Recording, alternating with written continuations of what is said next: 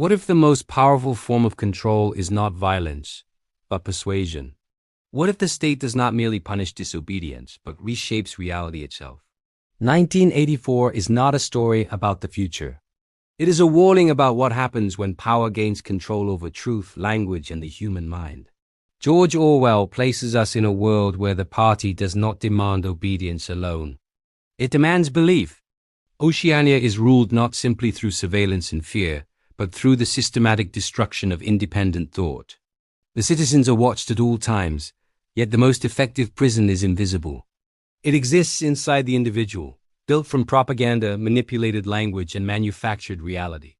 At the center of the novel is Winston Smith, a man whose rebellion begins quietly. He does not lead a revolution. He commits the smallest possible crime. He thinks.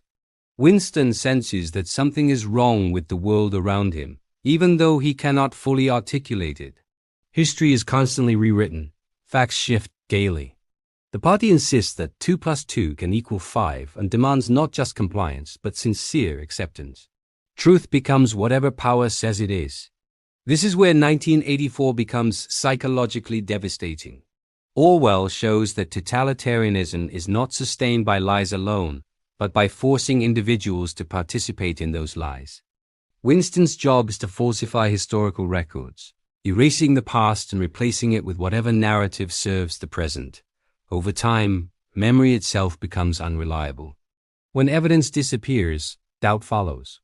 When doubt becomes constant, resistance collapses. Language is another weapon. Newspeak is designed to shrink vocabulary, not expand it. The fewer words people have, the fewer thoughts they can form.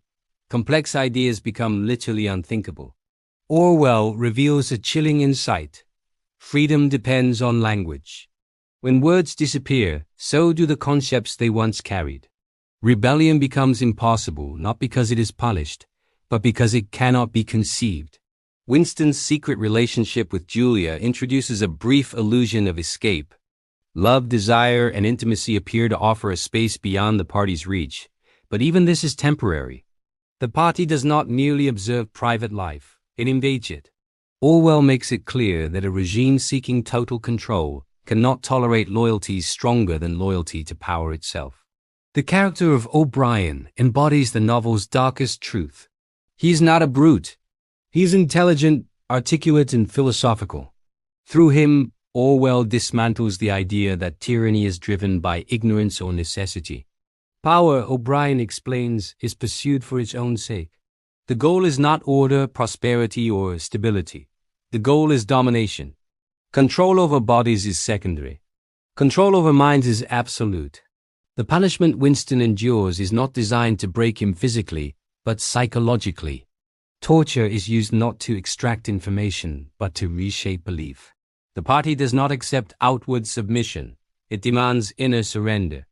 By the end, Winston does not merely obey Big Brother. He loves him. This is Orwell's most horrifying conclusion, that power can succeed in rewriting the self. 1984 endures because it exposes a mechanism that extends far beyond fictional dictatorships.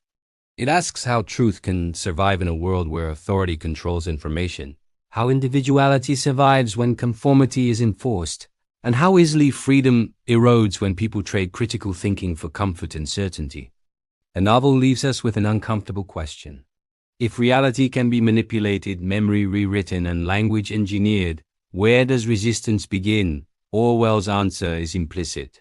It begins with the refusal to surrender one's inner sense of truth. If this breakdown sharpened your understanding of power, truth, and psychological control, support the channel with a like, subscribe for more deep intellectual explorations, and continue watching to see how other great books reveal the hidden architecture of authority.